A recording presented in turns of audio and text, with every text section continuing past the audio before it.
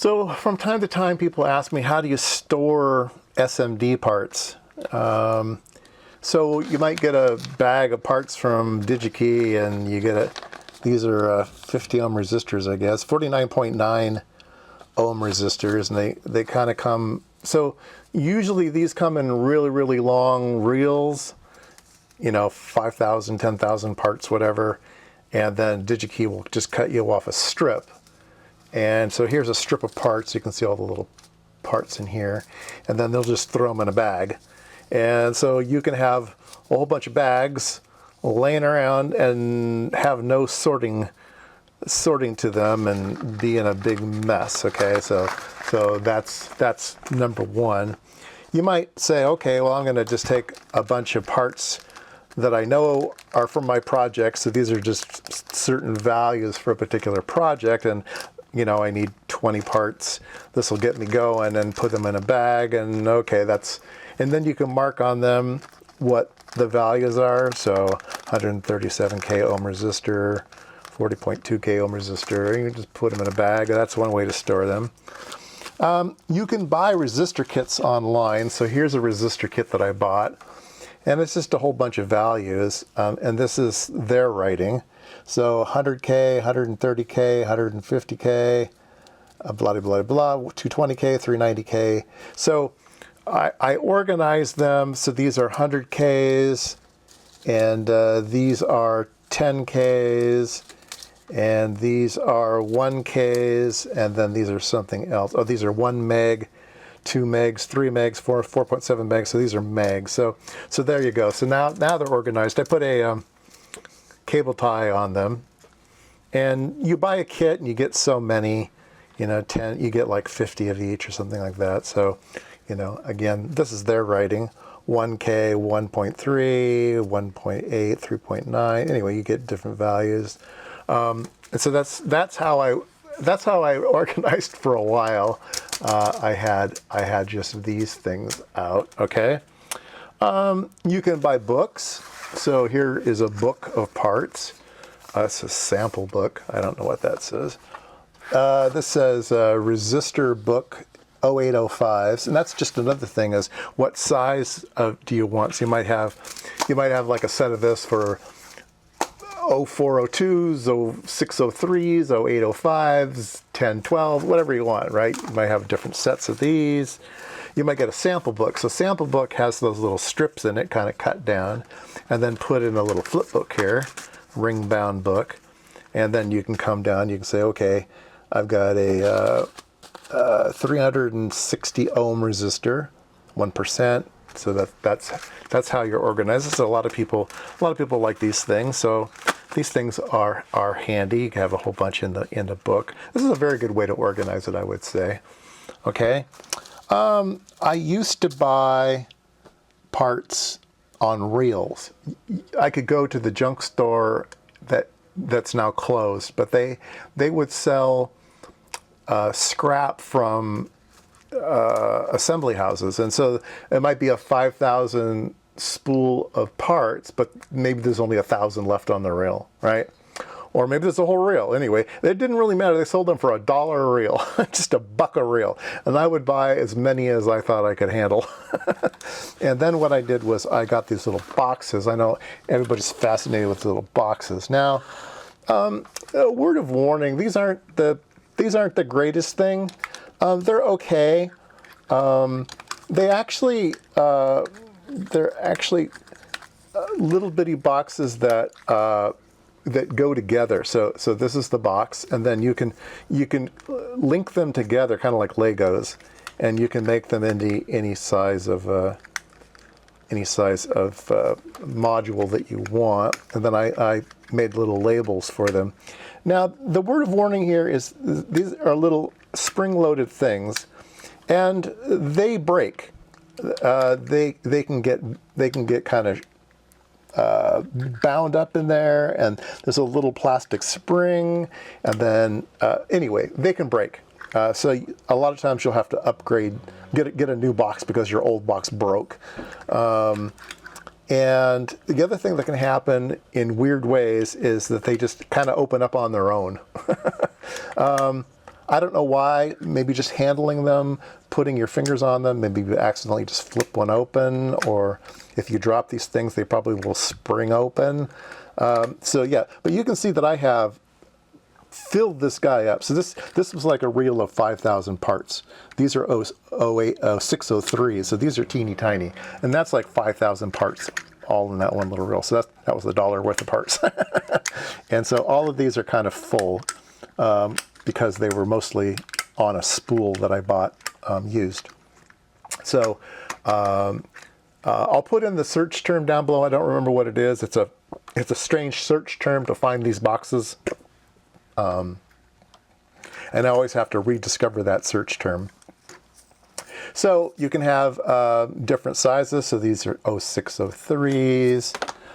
Here's 0805s, a little bit bigger. And then I have different values. So that these are all resistors. And then here are some capacitors. A little more difficult finding places to put capacitors because they're in all different sizes. And how do you organize them? I sort of organize them by value. So you can see here, I go from 27 picofarads to 0.6 microfarads. And so, but they're going to change sizes. They're 0603, 0805s, 1206s. I think this is in 1210s. So different sizes, but I kind of go from small to big and then figure out which one I'm going to use in the particular time. If they're a special part, or I know, I'll put down the type of dielectric. So these are NPO. There's a COG, X7R. If I know it, I'll put it on the label here, Z5U, and so that will help in the future. So these all fit in there, and you can get a lot of parts in one of these too if they're anything less than a 1210. You can put a lot of parts in these little boxes. Now the problem comes when you go into larger capacitors, like a 10 microfarad or 330 microfarads. They get kind of big, and so not as many fit in the little box, okay? And so, but you can have a few out and then maybe store the rest someplace else, but you'll have a few out that you can always use. Okay, I need one of these. They're kind of big, but I can put 20 or 50 in there already, so it'll keep me going for a while, then I can restock it. And this one didn't feel like it's closing all the way. No, I think it's all right. All right, so that's the other way to do it, is these boxes. Then, so that's all kind of passive components. And then here's some active components that you can put in these little boxes. Resistors and little diodes, little transistors, SOT23s. Those are great for these little boxes. So these are all kind of active parts. And I just kind of have a smudging of what I need, right? A 914 and a 4007 and some shot keys. You can just kind of guess what you need. A 22 and an 07. Those are kind of matched pair. Some diodes, a little FET. Anyway, you get to choose kind of what you want is going to be in your stock room. Now, okay, so then I mentioned that you can't put those big capacitors in these tiny little boxes. So I got these big boxes here, and I'm able to store a lot of those big parts in a big box. But I don't really have a good way of storing the boxes themselves. They just kind of get thrown in the drawer. But again, I might buy a reel of parts cheap, and then I'll pull them off the reel. I don't like storing reels. You could do that. You could have a bunch of reel storage. I don't like storage. I don't like reels, and so I always pull them off the reel and put them in little boxes. So, so the way that you get these boxes, you go to your wife's store where they do needlecraft and stuff, and you go to the section where they make beading. Okay, make all kinds of beads, necklaces and bracelets and stuff, and you do beading. And these are the boxes that the beads come in. Now, sometimes you can get them for free. because your wife will do a project and she'll use up all of her beads, and then you get the box for free. So that's one way to get them. Or you could just go to places like Joann or other stores, Michael's, and buy the boxes themselves. They're not particularly cheap. They get a lot of money from those women. Okay.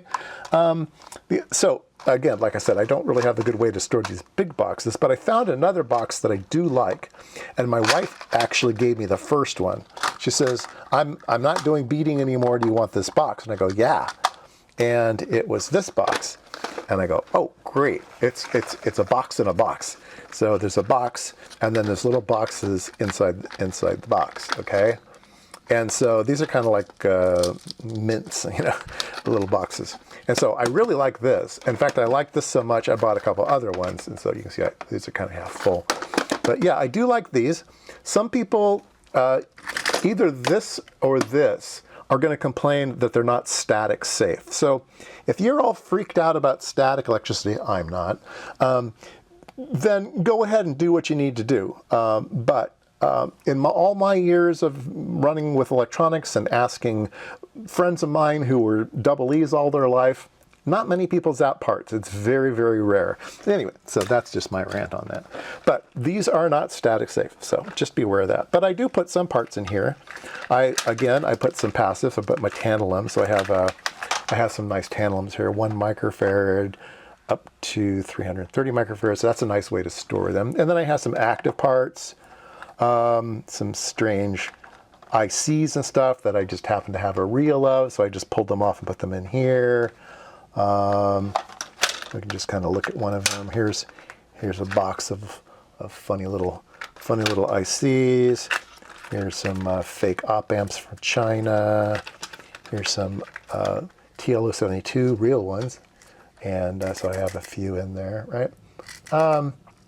Analog parts aren't as static sensitive as digital parts, and the higher voltage 5-volt parts and stuff aren't as sensitive as the little 1.8-volt parts and stuff too for static. So yeah, just kind of be aware of that. All right, so those are the big boxes. I do like those. All right, and then there's the ugly way to store parts. So all my other parts are in this big bag, okay? And I have bags inside of the bags. All right, so I have a bunch of bags. And yes, these are static bags. So everything is static here, so you'll be happy with that. Voltage regulators are here, and there's a whole bunch of little DigiKey stuff from, and here's a bunch of, these are batteries, okay? Here's a bunch of ICs, and here's a bunch of ICs. Here's some transistors inside. Anyway, you get the idea. So super, these are all logic gates. So no rhyme or, I'm going to have to open this up and sort them every time I go to look for a logic gate. At least I know that all the logic gates are in this bag and all the transistors are in this bag. But yeah, just a bunch of bags. So comment below if you found out other ways to store parts, and if you have any ideas. I'm sure there's a bazillion ways to skin the cat, and yeah, there you go. Storing SMD parts can be a challenge.